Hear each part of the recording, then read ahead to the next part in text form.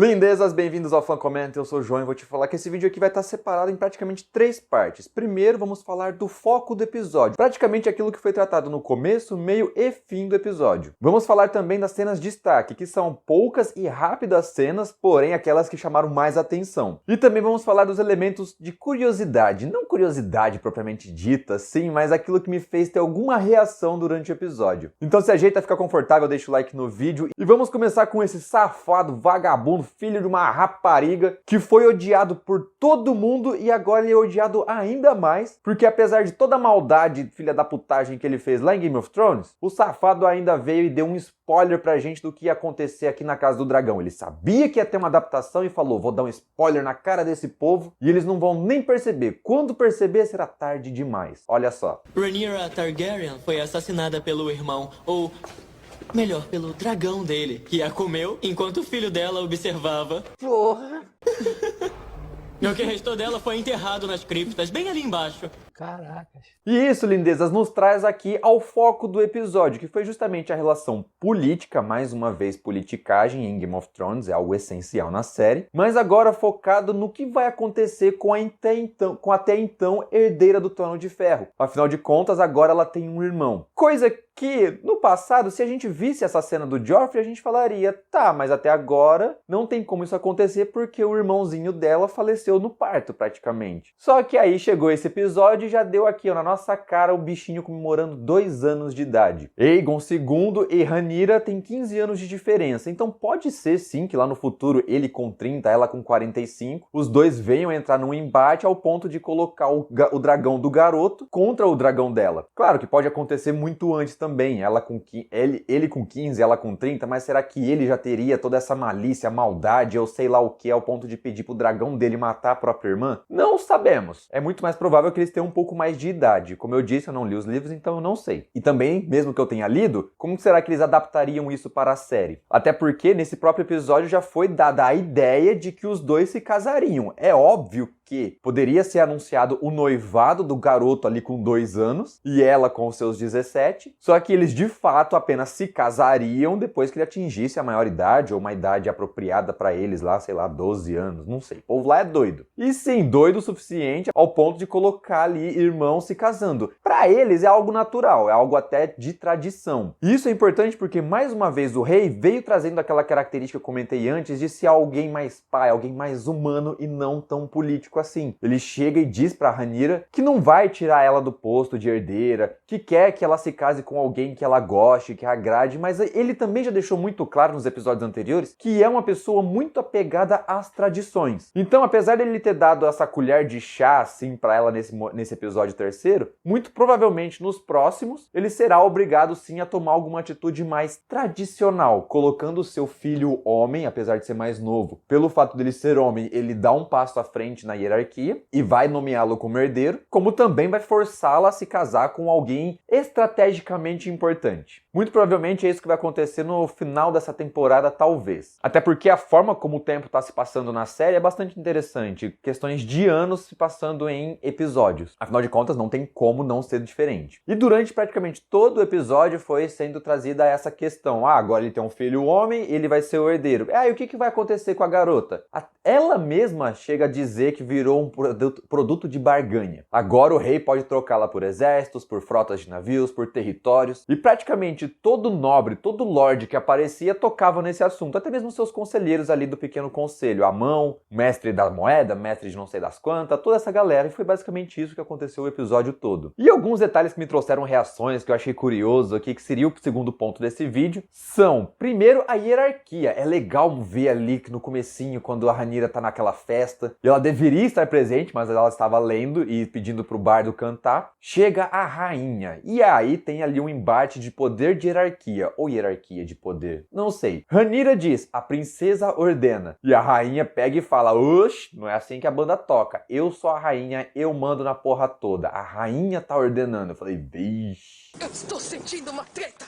E a tensão nessa cena é porque as duas eram amigas. E aqui em Game of Thrones / Casa do Dragão, universo Westeros, universo Martin, a gente sabe que status, poder, política, cargo hierárquico vale muito mais do que romance e amizade. Isso foi algo que me chamou bastante atenção. Outra coisa que me chamou bastante atenção é que tanto a Rhaenyra quanto o Daemon foram salvos sim pelo poder do protagonismo. A garota deveria ter sido totalmente macetada pelo javali e o tio dela deveria ter morrido com as flechas. O cara foi atingido? Foi, mas porra, ele tava em campo aberto praticamente, 352 mil arqueiros já apontando pra ele. O mínimo que um arqueiro decente tem que fazer é mirar no ponto futuro se o alvo tá em movimento. E mesmo assim ele desviou daqui, desviou dali, virou praticamente um Matrix. Sim, foi salvo pelo protagonismo. E isso acontece em todas as mídias, ok? Só que tem algumas outras aí que o protagonismo o pessoal tá enchendo o saco, mas eu não vou nem falar qual que é. E outra coisa que me chamou bastante atenção, basicamente ali ainda no meio dessa caçada que aconteceu longe pra um caramba do castelo, foi que a ideia de sinais divinos enviados ali pra galera estava presente. Ah, é o cervo branco que apareceu, só que não foi capturado, foi um cervo mais comum, porém maior, e a forma como ele foi morto pelo rei foi muito esquisita, porque parecia que o rei não tava com muita vontade. Depois mostra a Rhaenyra coberta com o sangue do javali, e essa cena causou impacto em toda a galera que estava em volta, vendo ela toda cheia de sangue, e isso eu achei interessante pra caramba. Gostei também da reação do Daemon Targaryen quando ele percebeu que o irmão estava enviando ajuda lá pra guerra contra o engorda caranguejo, porque naquele combate, pra gente foram 3 episódios, rapidão, 3 horinhas. Os caras faz mais de 3 anos que o BO tá acontecendo, e agora ele tenta ajudar. Pegou meio mal ali pra galera. E não poderíamos deixar de comentar que a casa Lannister chegou chegando nesse episódio. Jason Lannister já mostrou ali que não tá perdendo tempo, quer se casar com a Rhaenyra de qualquer jeito. E é meio que legal a gente ver que a personalidade dessas famílias não muda, seja 200 anos atrás, seja ali na época da Daenerys. Como a gente já tem uma noção, é legal ver o personagem dessas casas seguindo ali o padrão, sabe? Por exemplo, eu não consigo imaginar um Lannister sendo gente boa, como também acho difícil aparecer aqui algum Stark filho da puta, mas assim, foi dito que nessa série nós teríamos uma visão diferente dessa família representada pelos lobos. Estamos só no aguardo. E para esse vídeo aqui não ficar tão longo, lindezas, vamos agora para as cenas de destaque. 2 cenas bem rápidas, uma no começo e outra no final, que foi basicamente Daemon Targaryen e Caraxes mostrando a que vieram. Logo no início, Caraxes já chega botando fogo no parquinho e salvando um dos soldados, um dos marinheiros, de uma morte sofrida. O cara pede ajuda e foi pisoteado. Pena que ele não fazia parte do universo de O Caminho para Eldorado, porque ele não ficou bem não. Eu estou bem! Eu ainda estou bem!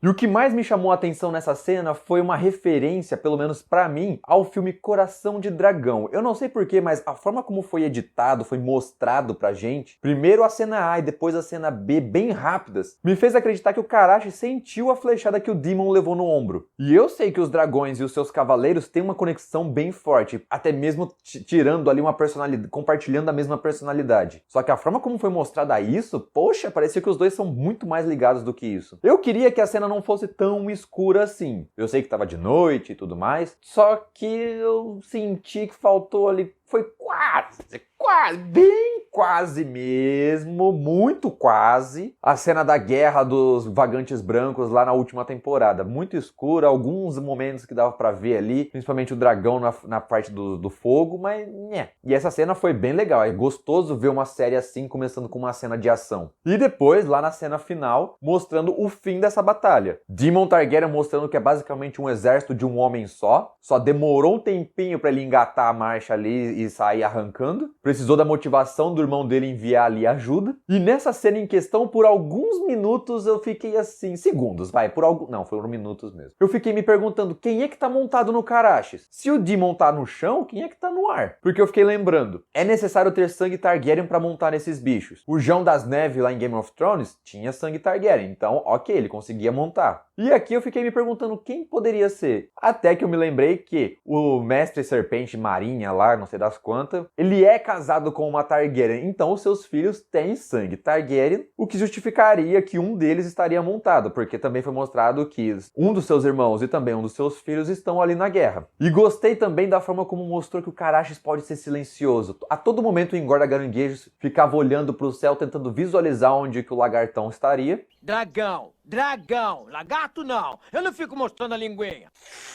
E não conseguia ver nem escutar. Pode ter sido um erro de edição? Pode, mas não acho que tenha sido isso a intenção. E depois, todo quebra-pau, gente morrendo, cachorro latindo, aquele caos total. Eu só esperava que eles mostrassem um pouquinho mais da luta do engorda caranguejo com o Demon, e só mostrou ele entrando na caverna e voltando todo cheio de sangue com metade do cara. Isso foi fraquinho. Gostei da cena de luta? Gostei, mas também achei bem fraca comparada com aquelas que nós estamos acostumados nesse universo Martin. Mas lindezas, essas são as minhas opiniões, as minhas impressões. Agora eu quero saber de vocês. Gostaram desse terceiro episódio? Gostaram das relações políticas, das cenas de ação? E essa ligação Cavaleiro-Dragão, Carachis-Demon, vocês acham que tem alguma coisa a ver ou eu tô viajando na maionese? Deixe aqui nos comentários, bora trocar uma ideia. Depois deixa o like no vídeo, se inscreva no canal e ative o sininho para ficar por dentro de conteúdos, comentários e reacts feitos de fã para fã.